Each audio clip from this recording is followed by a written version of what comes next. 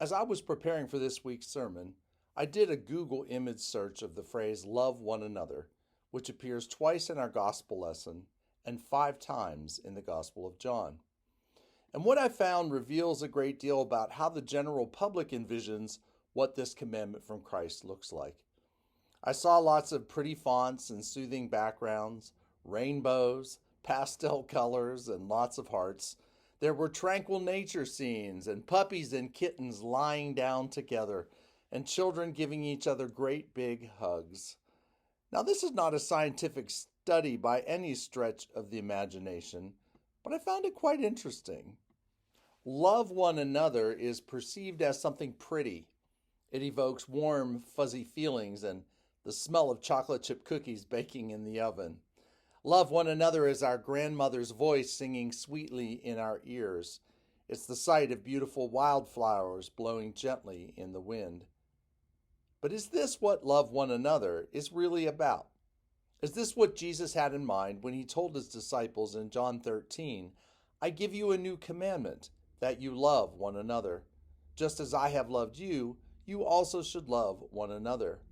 By this, everyone will know that you are my disciples, if you have love for one another. So let me ask those who are watching this video who have been married for at least 10 years or more, is this what love one another looks like in your relationship with your beloved? Is it all rainbows and warm, fuzzy feelings? Hardly. Loving one another in the context of marriage is hard work. It takes lots of patience, lots of listening, and lots of forgiveness. It takes learning to live with things our spouses do that drive us absolutely crazy and recognizing that we are also guilty of doing things that drive our spouses absolutely crazy. It involves sacrifice and frequently putting the needs of our beloved before our own. Love one another is not happily skipping through a meadow of wildflowers. It's slowly trudging through a field of landmines with the awareness that we can navigate it successfully if we do it together. Let me ask those who are watching this video who are raising children, is this what love one another looks like in your relationship with your kids? Is it all hearts and hugs and cuddly kittens? Hardly. Loving one another in the context of parenting is hard work. Like marriage, it takes lots of patience, lots of listening, and lots of forgiveness. It takes timeouts and difficult conversations. It's setting boundaries and keeping our kids safe. It takes learning to live with things our children do that drive us absolutely crazy and recognizing that we are also guilty of doing things that drive our children absolutely crazy. This loving of one another does not stop when they strike out on their own and live under their own roof. We continue to worry, to guide, and encourage our children even after they become parents themselves. Make no mistake about it, Christ's command to love one another as he loved us is sometimes a hard and hideous journey. It is not always an easy thing to do. It will take lots of sweat and tears if we're going to do it right. So forget the pretty fonts and soothing backgrounds. Set aside tranquil nature scenes and puppies and kittens sleeping next to each other. This is not what it means to love one another. And it's definitely not what Jesus had in mind when he told his disciples, I give you a new commandment, that you love one another. Just as I have loved you, you also should love one another. And the reason why I know this is true is because of the context of the verses in our gospel lesson. Jesus spoke these words on the last night he spent with his disciples. They were celebrating the Jewish feast of Passover. Jesus got up from the table, took off his outer robe, and tied a towel around himself. Then he poured water into a basin and began to wash the disciples' feet, wiping them with the towel that was tied around him. Peter protested this act of service because he thought it was beneath Jesus to do such a humble job. But eventually Peter consented. And when Jesus had finished, he told his disciples that they should follow his example and wash one another's feet. And we know that he was talking about more than hygiene. He was talking about humble service. And this is what love one another really looks like. So when we hear Jesus' command to love one another, we know it involves more than warm, fuzzy feelings. It involves rolling up our sleeves and getting to work.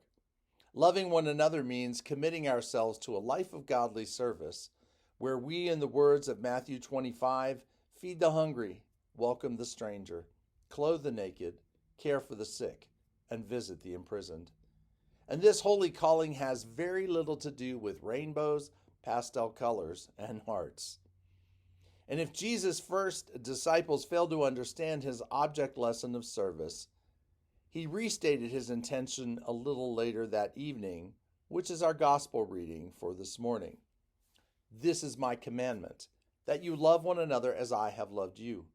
No one has greater love than this, to lay down one's life for one's friends.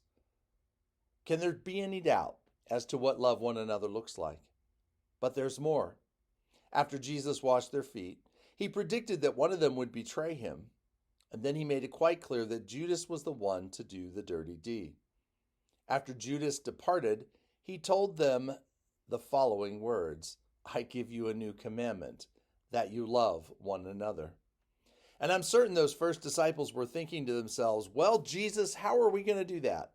You just made it clear that Judas is going to betray you. How in the world can we love him? But Jesus wasn't finished, because no sooner than he had told them to love one another, he dropped another bombshell. In a little while, Peter was going to deny even knowing Jesus not once, but 3 times.